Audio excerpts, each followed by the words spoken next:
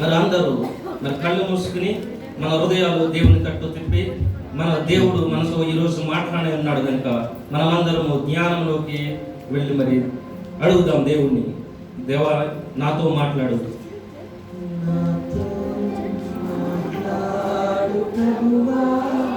అవును తండ్రి,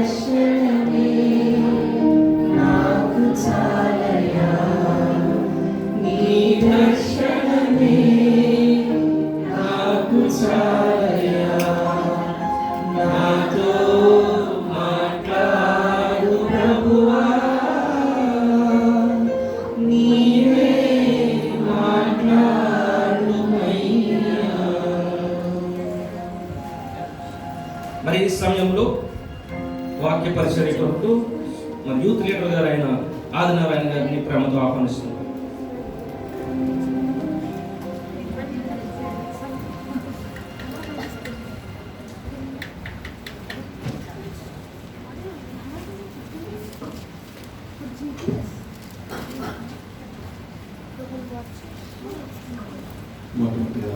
నాకు ఈ అవకాశం ఇచ్చినటువంటి మా యూత్ లీడర్స్కి, అలాగే సంఘ కాపులకి, సంఘ విశ్వాసులకి, సంఘ ప్రజలందరూ కూడా ప్రత్యేకించి వందనాలు తెలియపరుస్తున్నాను. చిన్న ప్రార్థన చేసుకున్నాం. మమ్మల్ని మిట్లుగా ప్రేమించిన మా మంచి ఏసయ్యా నీకు వందనాలు స్తోత్రాలు చెల్లిస్తున్న దేవా. అయ్యా తండ్రి నీ నామానికి మహిమ తండ్రి, మర్యాద పూర్వకంగా తండ్రి నన్ను ఈ కార్యక్రమాన్ని తండ్రి జరిపించిన దాన్ని బట్టి నీకు వందనాలు తండ్రి.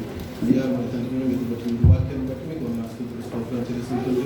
అయ్యా మాట్లాడేది నేను తండ్రి నాలో మీరే మీకు అందరికీ కూడా తండ్రి మంచి జ్ఞానాన్ని తండ్రి వాళ్ళ హృదయాలు ఫలించి విధానాలుగా ఫలించమని నీకు మీకు ఫలిత ప్రభావం చెల్లిస్తూ తీసుకున్నామని ప్రాథమిక సమస్యను తండ్రి. హల్లెలూయా. యెషయా గ్రంథము 44:4 వచనం ఒకసారి చదువుదాం.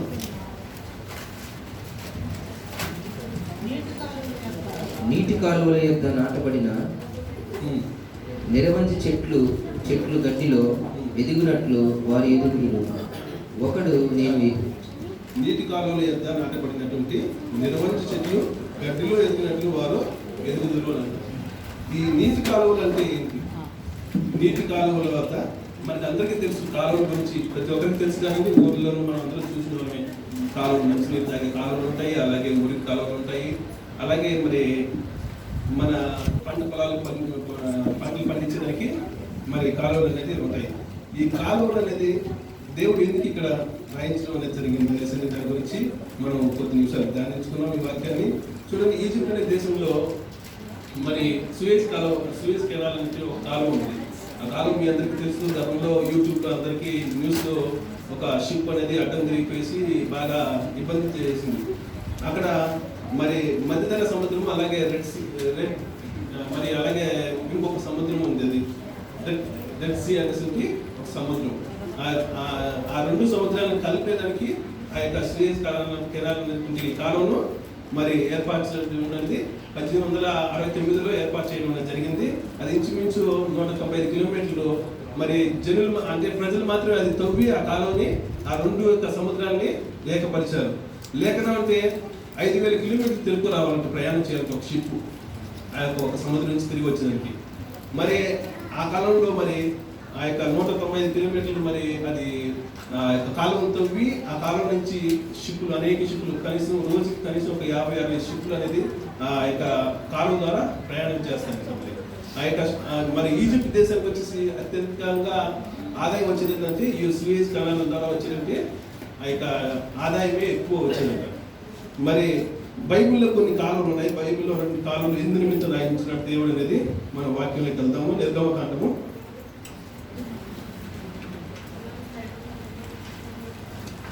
నిర్గమకాండము 8:5 ఒకసారి చదవండి.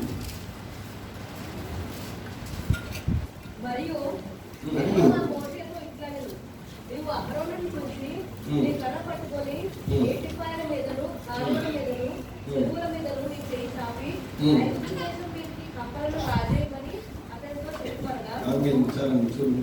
మరియు యెహోవా మోషేతో ఇట్లా అంటే దేవుడు మోషేతో ఇట్లా అంటాడు, అహరోను దగ్గర ఉన్నటువంటి కర్ర తీసుకొనేసి ఏటి పాయల మీదను కాలువల మీదను చెరువుల మీదను నీ చెయ్యి చాపి అంటే చెయ్యి చాపని అంటే ఆ కాలువ మీద కొట్టమని కానీ లేదా చెయ్యి చాపమనేసి అక్కడ చెప్తున్నాడు.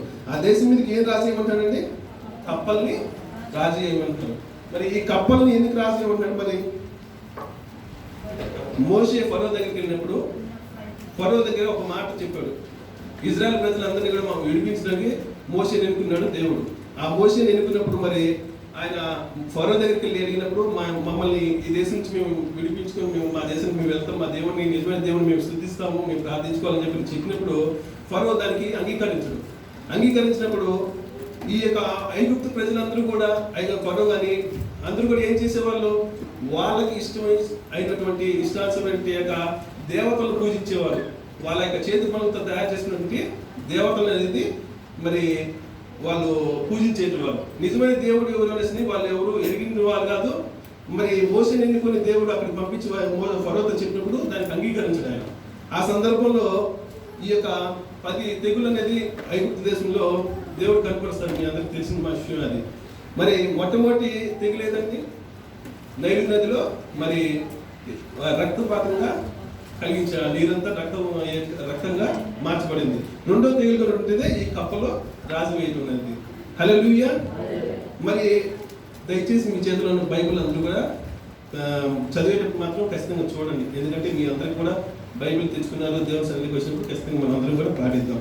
ఈ కప్పలు అనేటి అక్కడ రెండవ మరి తెగులుగా అక్కడ దేవుడు మోషే ద్వారా అహరోను కర్ర తీసుకొని అక్కడ రాజు ఏమని చెప్పాడు. చూడండి, ఈ కప్పలు అనేటివి వచ్చేసి అక్కడ ఆ దేశం అంతా కూడా కప్పలు వాళ్ళ ఇంట్లో ఫరో యొక్క ఇంట్లో కానీ మరి అలాగే ఆ దేశం అంతా కూడా కప్పలు అనేది రావడం జరిగింది. మరి ఆ సమయంలో మరి ఆ యొక్క కప్పలు మొట్టమొదటి అయితే ఐగుప్తు ప్రజలందరూ కూడా ఒక దేవతను పూజించేవారు. ఆ దేవత పేరు హెట్ అనేటువంటి ఒక దేవతను వాళ్ళు పూజించే రోజు.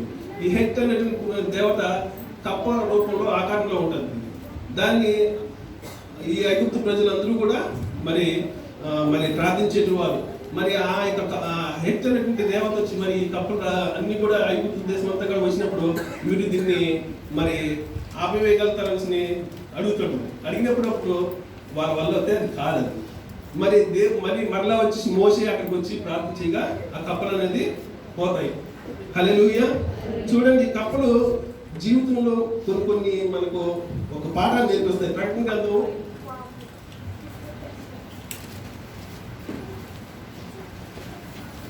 ఈ కప్పలు ఎటువంటి స్వభావం కలిగి ఉన్నాయి, బైబిల్ ఎందుకు రాసినది మనం ఒకసారి చూద్దాం. ప్రకటన గ్రంథం 16వ అధ్యాయము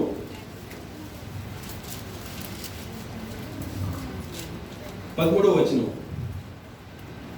మరియు ఆ ఘటన సర్పము నోట నుండి క్రూర ముఖం నోట నుండి అబద్ధ ప్రవక్త నోట నుండి కప్పల వంటి 3 అపవిత్రాత్మలు బయలు వెడలగా చూచితిని. ఆమేన్. చూడండి, ఈ కప్పలు ఎటువంటి స్వభావం కలిగి ఉన్నాయి? మొట్టమొదట ఘట సర్పం గాను క్రూర మృగం గాను నోటి నుండి వచ్చి అబద్ధ ప్రవక్తలాగా నోటి నుండి కప్పలు వంటి 3 అపవిత్రమైనటువంటి ఆత్మలు అంటాడు. ఈ కప్పలు ఎటువంటి అంటే అపవిత్రమైనటువంటి ఆత్మలు అనేసి మరి బైబిల్లో తెలియపరుస్తున్నారు. ఈ అపవిత్రమైనటువంటి ఆత్మలు అనేవి మరి ఎక్కడున్నాయి? ఈ ప్రకటన గ్రంథంలో ఎందుకు రాయాల్సి వచ్చింది? ఈరోజు ఈ అపవిత్రమైనటువంటి కప్పలు అనేవి దేని నిమిత్తం ఆ విధంగా చెప్పబడుతుందంటే ఇది సాతానికి ఒక నిదర్శనంగా ఉంది. సాతాను యొక్క బంధుత్వంగా ఉంది. మరి ఈ కప్పలు అపవిత్రమైన ఆత్మ కలిగినది ఎవరికి సాదృశ్యం? సాతానికే కదండి. కాబట్టి మరి ఈ కప్పలు అనేవి అపవిత్రమైనటువంటి అనేసి తెలియపరుస్తుంది బైబిల్. ఇటువంటి కప్పలు అనేవి మన యొక్క హృదయంలో కూడా ఉన్నాయా అనేది మనం ఒకసారి పరిశీలించుకోవాలా. గలతీయులకు రాసిన పత్రిక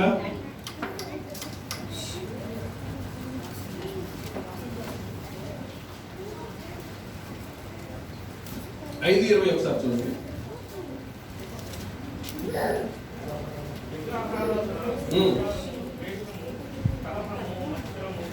గలతీయులకు రాసిన పత్రిక 5:20 చూడండి. మన జీవితంలో అంటే మన యొక్క హృదయంలో మన యొక్క శరీరంలో కూడా కొన్ని కప్పలు ఉన్నాయి. ఏంటో మనం చూద్దాం.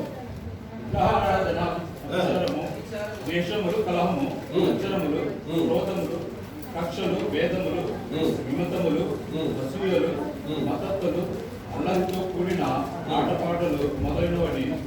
చూడండి ఇక్కడ మన యొక్క శరీరంలో కూడా కొన్ని కార్యక్రమాలు అన్నట్టు ఏంటంటే మొట్టమొదటిగా జారత్వమును, అపవిత్రత, మరి విగ్రహారాధన, అభిచారము, ద్వేషములు, కలహములు, వంచనములు, క్రోధములు, కక్షలు, భేదములు, హితములు, అసూయలు, పద్ధతులు, అల్లరితో కూడిన ఆటపాటలు మొదలైనవి. చూడండి ఇవన్నీ కూడా మన యొక్క హృదయంలో ఉన్నాయని అంటాడు. ఇప్పుడు ఈ ఎటువంటి కప్పలని, అపవిత్రమైనటువంటి కప్పలని ఇంచుమించు 15 కప్పలు ఉన్నాయంట మన హృదయంలో. ఈరోజు మన అందరి హృదయంలో ఉన్నాయా మనం పరిశీలించుకోవాలి ఒకసారి. అంటే చూడండి, మనం చర్చికి వచ్చినాం కానీ మనలో ఆత్మ పరిశుద్ధంగా ఉందా లేదా మొట్టమొదటి మనం సరి చేసుకోవాలి. ఎదుటి వారిని దూషించే విషయంలోనూ చాలా తొందరపడిపోతాం, కోపం విషయంలోనూ. మరి బైబిల్లో చెప్తున్న మాటలు ఇవి నా మాట్లాడితే కాదు. మనం ఒక వ్యక్తిని మాట్లాడేటప్పుడు కానీ, ఒక పని చేసేటప్పుడు కానీ, లేదా నీకు దేవుడు అప్పచెప్పినటువంటి పని ఏదైనా కానీ అది నువ్వు సక్రంగా నిర్వర్తించగలిగితేనే ఆ పని నువ్వు పూనుకోవాలి.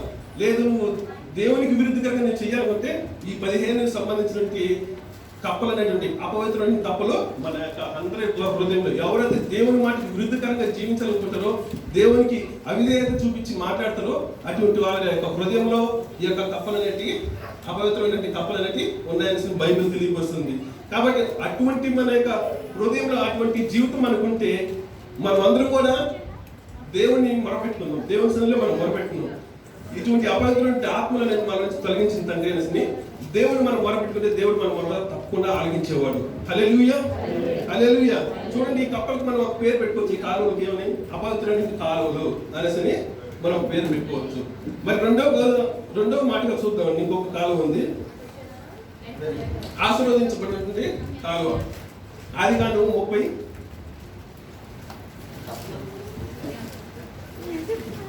ఆదికాండం 30 నుంచి 40 దాకా.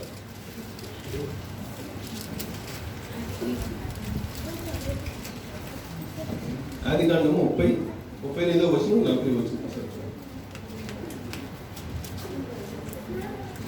మందలు నీరు త్రాగా వచ్చినప్పుడు చాలు కొట్టుటకు అతడు తాను ఒలిచిన చువ్వలను, మందలు త్రాగుటకు వచ్చు కాలువలను నీళ్ళ గాలలోను వాటి ఎదుట పెట్టగా, మందలు ఆ చువ్వల ఎదుట చూరు కట్టి చాడలైనను, కోడలైనను, మచ్చలైనను గల కులలను ఈయన.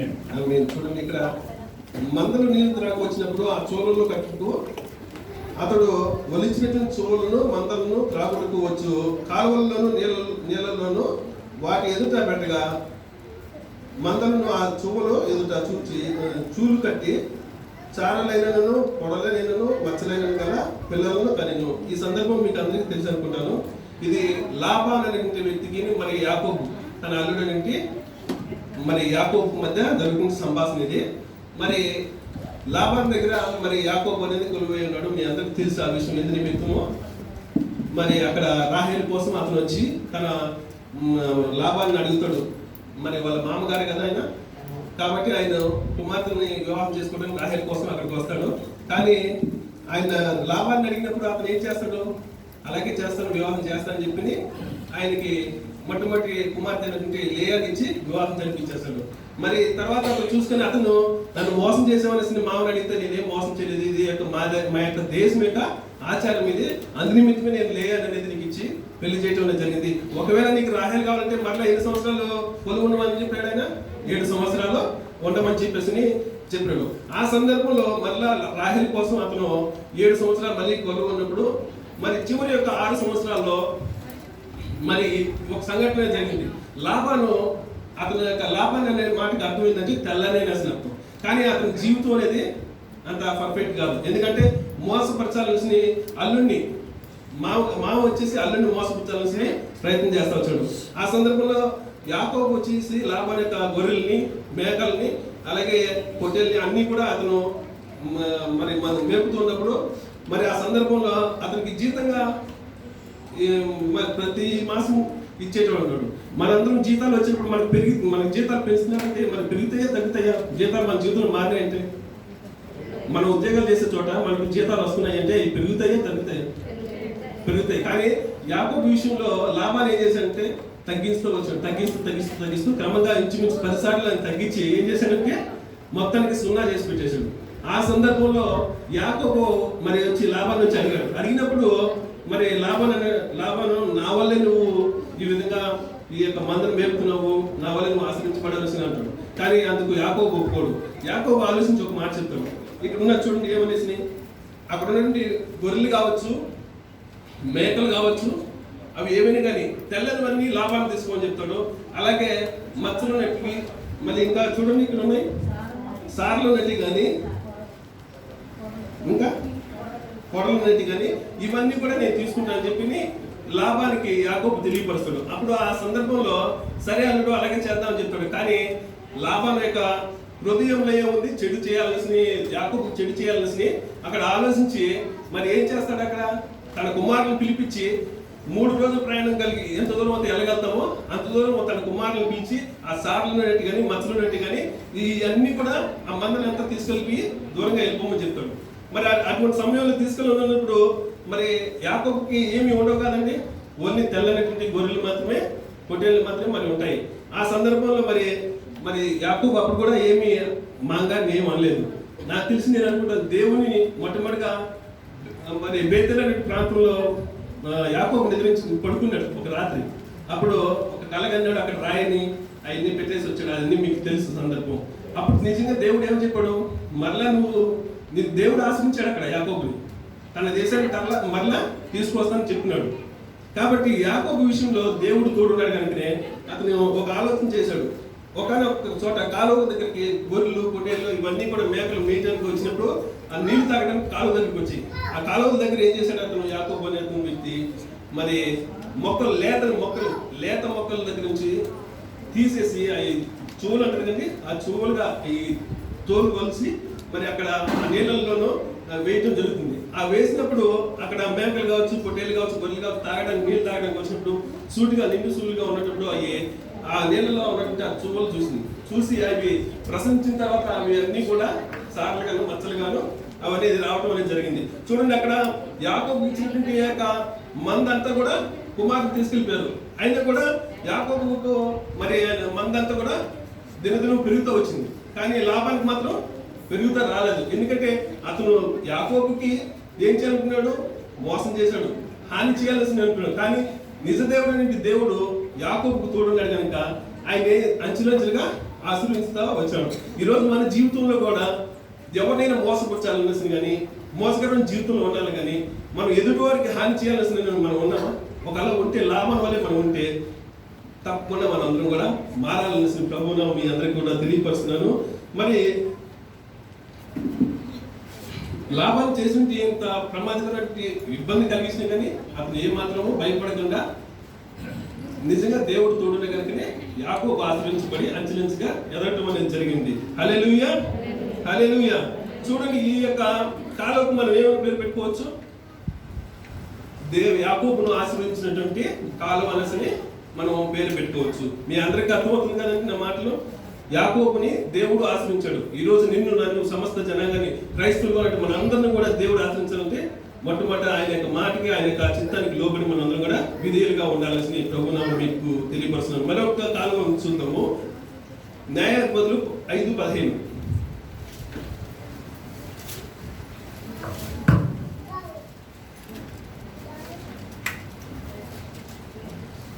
న్యాయాధిపతులు 5:15.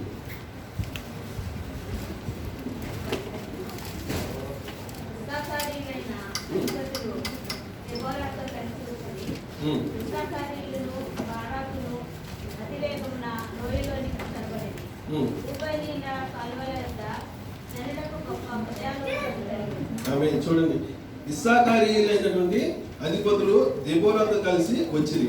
ఇస్సాకారీయులను బారాకును అతి వేగంతో లోయలోనికి చొరబడి రూబేనీయులు కాలువల వద్ద జనులు గొప్ప హృదయ ఆలోచనలు కలిగి ఉన్నారంట. చూడండి ఇక్కడ మరి ఇస్సాకారీయులు అంటే యాకోబు 12 మంది సంతానంలో ఒక కుమారుడు. ఆయన గురించి మరి ఆదికాండం 49:12 వచ్చిన ఉంటారు. ఒకసారి చదవండి. ఇస్సాకారుడు అంటే దాని ఆయన ఆ మాటకి అర్థము ఆదికాండము 49:12 వచ్చిన సార్. అతని పండులు ద్రాక్షరసం చేత ఎర్రగాను, అతని పళ్ళు పాలు చేత తెల్లగాను ఉండడు. జబులును సముద్రపు రేవున 14 వచ్చిన చదువు.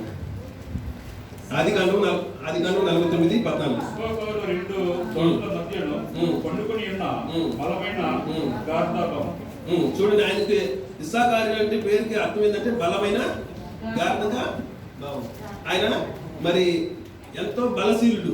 ఇస్సాకారు అంటే ఆయన యాకోబు యొక్క 12 మంది సంతానంలో ఒక వ్యక్తి అతను. మరి అతను మరి దెబోరా అంటే ఒక ప్రవక్తి, ఆమె ఒక న్యాయాధిపతి. ఎందుకని వీళ్ళిద్దరు కలిసేసి మరి ఇక లోయలకి చొరబడుతున్నటువంటి బారాకులను ఇస్సాకీలు వీళ్ళందరూ కూడా ఎందుకని చొరబడి లోయలకి వెళ్తారంటే మరి యాబీను అలాగే సిసేరా అనేటువంటి వాళ్ళు ఉన్నారు. మీ అందరికి తెలుసు న్యాయాధిపతుల్లో మరి యాబీను అనేటువంటి రాజు ఆ యొక్క దేశాన్ని పరిపాలిస్తుంటే మరి అతని కింద సైన్యాధిపతిగా మరి సిసేరా అనేటువంటి వ్యక్తి ఉన్నాడు. ఈ సిసేరా అనేటువంటి వ్యక్తి మరి మీ అందరికి తెలిసి ఇక్కడ న్యాయాధిపతుల్లోనూ మరి 2వ వచనంలో చూడండి ఒకసారి, 2వ అధ్యాయంలో ఉంటుంది. మరి అతనికి ఎంతో రథములు 900 ఇనుప రథములు ఉన్నాయంటే మళ్ళీ అలాగే 20 సంవత్సరాలు ఇజ్రాయెల్ ప్రజలందరూ కూడా హింసించేవాడు ఆయన. ఈ సిసేరా అనే వ్యక్తి హింసించేవాడు. ఈయన యొక్క హింసలు తక్కువ ఎవరు కూడా అతన్ని మరి ఆపే వ్యక్తులుగా లేరు. ఆ సమయంలో ఈ న్యాయాధిపతిగా మరి దెబోరాను ఎన్నుకున్నారు. మరి ఒకనొక సమయంలో యుద్ధం జరుగుతున్నప్పుడు మరి యాయేలు అనేటువంటి ఆమె ఒక ఇంట్లోకి సిసేరా వెళ్తాడు. భయంకరమైన అలసిపోయి అతను ఆ యొక్క ఈ గృహంలోకి వెళ్ళినప్పుడు అతను ఏం చేస్తాడంటే గాఢ నిద్రలోకి వెళ్తాడు. ఆ టైంలో ఆమె సీఎల్ఎల్ తీసుకునేసి కన్నుతన సుత్తి తీసుకుని కొట్టేస్తుంది. అక్కడ సిసేరా చనిపోతాడు. అప్పుడు చనిపోయినప్పుడు యాబీను యొక్క బలం అంతా కూడా తగ్గిపోతుంది. అప్పుడు ఇజ్రాయెల్కును మరి ఈ యొక్క యాబీను యొక్క ప్రజల మధ్య యుద్ధం జరిగినప్పుడు మరి ఆ సందర్భంలోనే మరి న్యాయాధిపతులు ఒకసారి చదవండి మళ్ళీ, అది బారాకును మరి అలాగే ఇస్సాకారు ఇద్దరు కలిసి లోయలోకి వెళ్తారంట. లోయలోకి వెళ్ళి వాళ్ళు యుద్ధం చేయడానికి ఎంతో ప్రయత్నం చేస్తారు. కానీ రూబేనీలైనటువంటి వ్యక్తులు ఏం చేస్తున్నారు, కాలువ దగ్గర ఏం చేస్తున్నారంట, ఆలోచిస్తా ఉన్నారు. వాళ్ళు భయంకరంగా ఆలోచిస్తున్నారు. కానీ వాళ్ళ ఆలోచన అయితే చేస్తారు కానీ వాళ్ళ యొక్క పని మాత్రము నిర్వర్తించట్లేదు. ఈరోజు మనం ఈ పని చేద్దామని అనుకుంటాం కానీ దాన్ని ఆచరణలో చేస్తున్నాం. అలాగా రూబేనీలు కూడా ఆలోచిస్తా ఉన్నట్టు బాగా ఎక్కువ, కానీ వాళ్ళు ఆ యొక్క ఆలోచించే పనిని నిర్వర్తించట్లేదు. ఈరోజు మన జీవితంలో కూడా మనం ఈరోజు బైబిల్ చదవాలనుకుంటాం, అలాగే ప్రార్థన చేయాలనుకుంటాం, అలాగే దేవుని సన్నిధిలో మరి సేవ చేయాలనుకుంటాం. మరి మనకి అప్పచెప్పినట్టు పనుల విషయంలో కావచ్చు, ఇక్కడ మనం అన్ని కూడా అనేకటి మేము చేస్తామని ముందుకు వస్తాం. ట్రాన్స్పోర్ట్ విషయంలో కావచ్చు, ఏ విషయంలో కానీ మనం చేసేదానికి ఆ సమయం వచ్చినప్పుడు మాత్రం ఏం చేస్తాం, సాకులు చెప్పేసుకుంటాం. మనం అందరం కూడా చాలా మంది అందరినీ అనట్లేదు, కొంతమంది యథార్థంగా చేసేటువంటి వ్యక్తులు ఉన్నారు, కొంతమంది తప్పించుకునే వ్యక్తులు కూడా ఉన్నారు. ఈరోజు రూబేను అనేటువంటి వ్యక్తులు మరి యుద్ధం జరుగుతుంటే వాళ్ళు ఒక కాలం దగ్గర కూర్చొని ఏం చేస్తారంట, ఆలోచిస్తూ ఉన్నారంట. ఈ ఆలోచించేది దేనికనేసిన వాళ్ళ ఆలోచనలు ఆచారాలకు తీసుకురావాలి, ఆలోచనలు తీసుకురావట్లేదు. అది చూడండి, ఒక వృద్ధాప్య దాంపత్యం, ఒక ఇద్దరు తల్లిదండ్రులు ఉన్నారు, వాళ్ళకి 4 కొడుకులు. వాళ్ళు పేదరికంలో పుట్టిన వ్యక్తులే, కానీ వాళ్ళు ఏం చేస్తారు, తల్లిదండ్రులకు ఒక మంచి ఇల్లు కట్టాలనుకుంటారు. తీసుకొచ్చి ప్లాన్ చేసి ఈరోజు నువ్వు ఇల్లు కట్టడానికి ప్లాన్, గోడలు కట్టు, సిమెంట్ తీసుకురా, ఇంకోటి చెప్తారు. రోజు ఉదయం సాయంత్రం వచ్చాక ఆ మాటలు చెప్తారు. మళ్ళీ తెల్లారి వాళ్ళ పనుల కోసం వెళ్ళిపోతారు, కానీ ఆ ఇల్లు మాత్రం కట్టరు. ఇదే పని 4-5 రోజులు వచ్చినాయి కానీ ప్రతిరోజు ఇదే మీద ప్లాన్ చేసిండ్రు. కానీ వాళ్ళ యొక్క కార్యక్రమం అనేది ఆ తల్లిదండ్రులకు ఇల్లు కట్టాలనుకునే కార్యక్రమాన్ని వాళ్ళు చేయరు. అలాగా రూబేనీలు కూడా అక్కడ ఆలోచన చేస్తున్నారు. ఈ ఆలోచన మంచి ఆలోచనలు అంటారా, చెడ్డ ఆలోచనలు అంటారా? వాళ్ళు ఆలోచించే ఆలోచనలు మంచి కాదు, ఎందుకంటే ఆలోచన చేస్తారు కానీ ఆచరణకు తీసుకురావట్లేదు. ఇక్కడ ఇస్సాకారులో ఉన్నటువంటి వ్యక్తులు అలాగే బారాకు అనేటువంటి వ్యక్తులు ఏం చేస్తున్నారు, లోయలోకి వెళ్ళేసి యుద్ధం చేసేందుకు ప్రయత్నం చేస్తున్నారు. చూడండి, దెబోరా ఈ యొక్క స్టేటస్ అంతా, ఎవరైతే ఆ యుద్ధంలో పాల్గొంటారో, ఎవరైతే ఏ పనులు చేస్తుంటారో ఆ పనులన్నింటినీ కూడా మరి ఆమె క్రమబద్ధీకరంగా తెలియపరుస్తూ ఈ 4వ అధ్యాయంలో మరి తెలియపరిచింది. చూడు, ఈరోజు మనం అందరం కూడా రూబేనీల వల్లే మనం ఉన్నామా, లేకంటే ఇస్సాకారీలు మరి అలాగే మరి బారాకు మొదలు మనం ఉన్నాం? మనల్ని మనం ఒకసారి పరీక్షించుకోవాలి. మన ఆలోచనలు, మన ప్రవర్తనలు మనం మరి ఒక పనికి అప్పు చెప్తున్నప్పుడు తప్పకుండా ఆ పనిని నిర్వర్తించేవాడుగా మనం ఉండాలి. హల్లెలూయా, హల్లెలూయా. మరి అలాగే చూడండి, మరి ఈ కాలంలో ఏమని పేరు పెట్టినా మనం ఈ కాలం ఒక పేరు పెట్టుకోవచ్చు. మనం ఆలోచనలు కలిగినటువంటి కాలువ. ఆలోచనలతో ఉన్నాయి కానీ ఆచరణలోకి తీసుకురానికి కాలువ ఇది.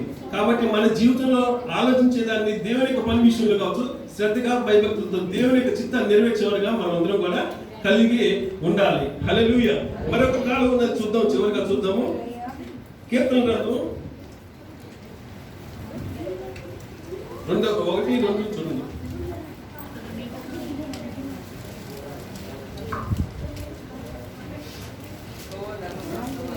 రెండవ వచనం అండి.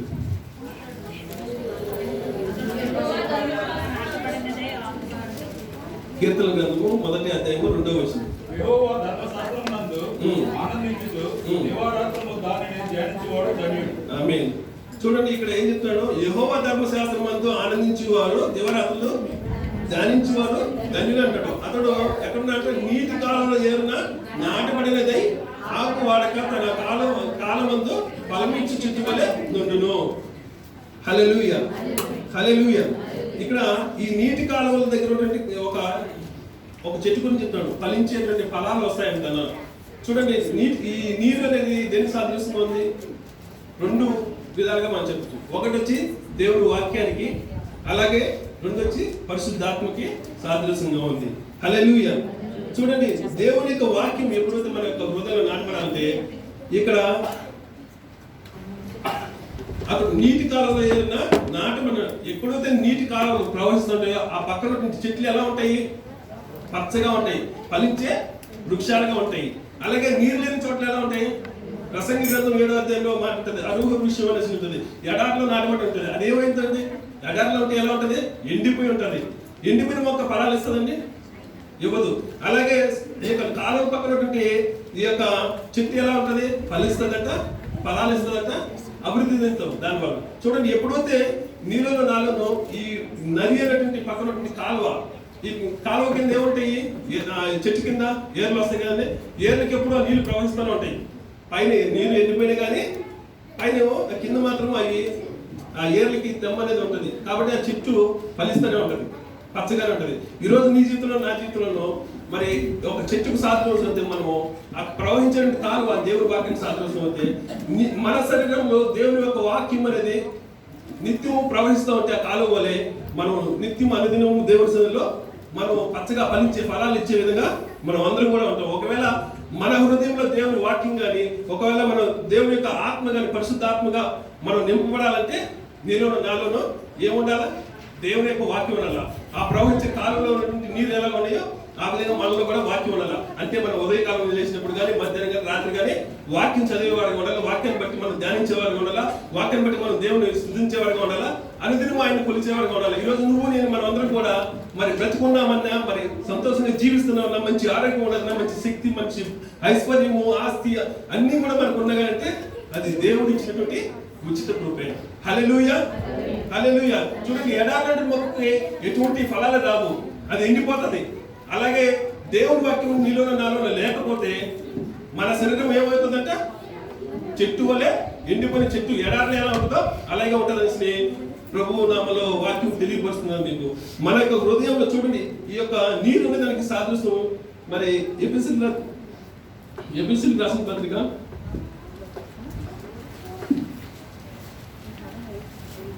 5:27 చూడండి ఒక మాట ఉంటుంది. ఈ యొక్క నీరు అనేది దేని సాదృశ్యం అంటే మీ భార్యలను ప్రేమించుడి.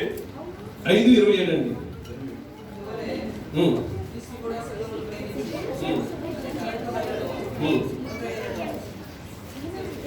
చదువు చదువు.